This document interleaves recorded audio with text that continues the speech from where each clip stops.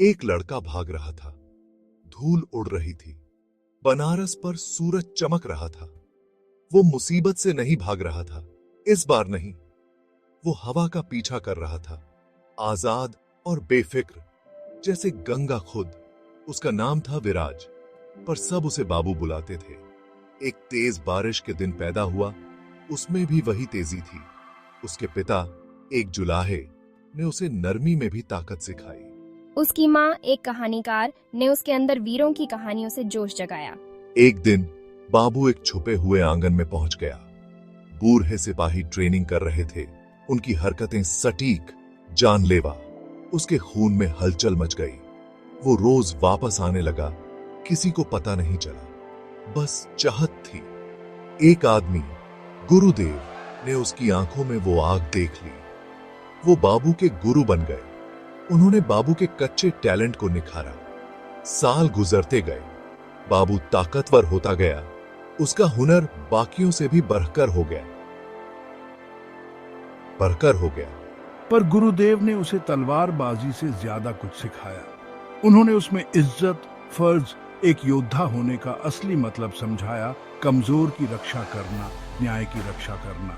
बाबू, बनारस का वो लड़का, अब एक मर्द बन रहा था, अपनी किस्मत का सामना करने को तैयार।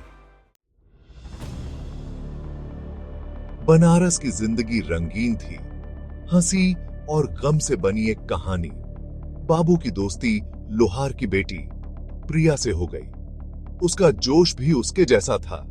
उसकी हंसी एक ऐसी धुन थी जो बाबू का दिल खुश कर देती थी।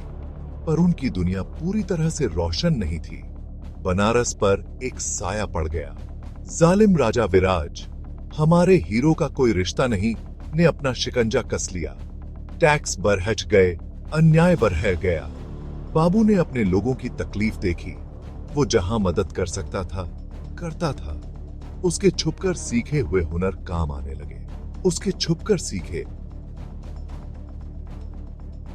वो गुंडों को, दुकानदारों को परेशान करने से रोकता, राजा के खराब गार्ड्स से कमजोर लोगों की रक्षा करता।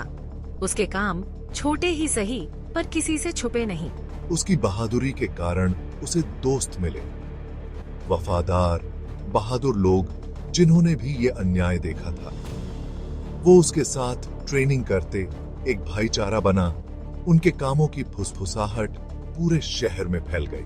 पर बाबू के कामों ने एक गलत नजर को भी अपनी तरफ खींच लिया।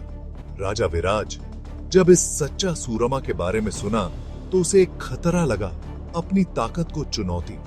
राजा के जासूस बाबू पर नजर रखने लगे, वार करने के मौके की तलाश में। बाबू जानता था वो हमेशा के लिए छुप नहीं सकता। उसे एक फैसला लेना था, चुप रहना, सुरक्षित रहना, या फिर इस अंधेरे के खिलाफ खड़े होना। अपने शहर, अपने प्यार, अपने उसूलों के लिए सब कुछ दांव पर लगा देना